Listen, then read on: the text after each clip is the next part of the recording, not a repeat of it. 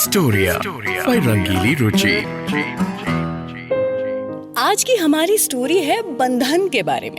एक बार अर्जुन भगवान श्री कृष्ण के साथ में बैठे थे और उन्होंने भगवान श्री कृष्ण से यूं ही बोल दिया कि माधव, मैं आगे बढ़ना चाहता हूँ, मैं सफल होना चाहता हूँ, पर मुझे बार बार ऐसा क्यों लगता है कि मेरा परिवार मुझे पीछे खींच रहा है। जब भी मैं कुछ अलग हटके करने का सोचता हूँ, मुझे हमेशा परिवार की चिंताएं सताने लग जाती हैं और मेरे पैर जो हैं वो पीछे ही रुक जाते हैं। ये तो मुझे सफल होने से रोक रहा है। तभी भगवान श्री कृष्ण को लगा कि ये सही समय है अर्जुन को एक सीख देने का, और शायद मेरी और आपकी जिंदगी में भी ये सही समय है वो सीख पाने का। भगवान श्री कृष्ण इसी बात पर अर्जुन को पतंग उड़ाने के लिए लेकर के गए। अर्जुन को भी बड़ा अजीब लगा कि मैंने तो एक सिंपल सा सवाल पूछा था, लेकिन भगवान श्री कृष्ण मुझे यहाँ पतंग उड़ाने के लिए क्यों ले आए? कहीं मेरे सवाल का जवाब ही नहीं है क्या माधव के पास में? लेकिन ऐसा तो हो नहीं सकता है। तो पतंग उड़ाते उड़ाते भगवान श्री कृष्ण ने अर्जुन से कहा कि देखो किस तरह से मेरी पतंग जो है वो इतनी ऊंची उड़ रही है, लेकिन फिर भी कहीं ना कहीं ये जो डोर है ये उसे और ऊंचा उड़ने से रोक रही है ना। तो अर्जुन ने भी बिल्कुल कहा कि हाँ, आप सही कह रहे हैं कि क्योंकि हमने इस डोर से इस पतंग को खींच के रखा है तो ये पतंग जो है वो और ऊंची उड़ नहीं पा रही है।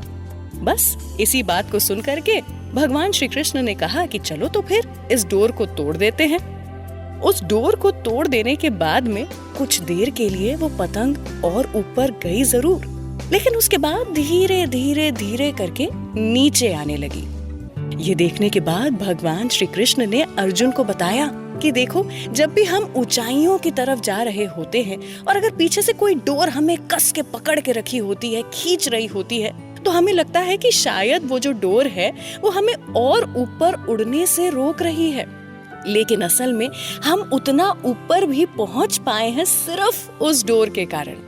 जैसे ही वो डोर काट दी, पतंग में भी गुरूर तो बहुत था, तो पतंग भी कुछ मिनटों के लिए सही लेकिन ऊपर गई। और लेकिन कुछ ही देर के बाद सहारा ना होने के कारण वो पतंग भी जैसे तैसे नीचे आ ही गई। जिंदगी में भी वही होता है। सफलता आपको तब तक मिलेगी जब तक आपके पास में परिवार है, प्यार है, डिसिप्लिन है, अनुशासन है। लेकिन जैसे ही हम उस डोर को काट देने की कोशिश करते हैं और ये सोचते हैं कि हम अकेले ही सब कुछ कर सकते हैं, अकेले ही ऊंचाइयों तक जा सकते हैं, उसी समय हमारी जिंदगी की जो पतंग है वो भी उसी तरह नीचे जमीन पर आ जाती है जिस तरह वो पतंग आ गई थी। ये सुनने के बाद अर्जुन को उसके सवाल का जवाब मिल गया और ये भी समझ में आ गया कि अगर उसे सफल होना है, अगर उसे और कामयाब होना है, तो अपने परिवार को, अपने डिसिप्लिन को, अपने प्यार को अपने साथ लेकर के ही होना है।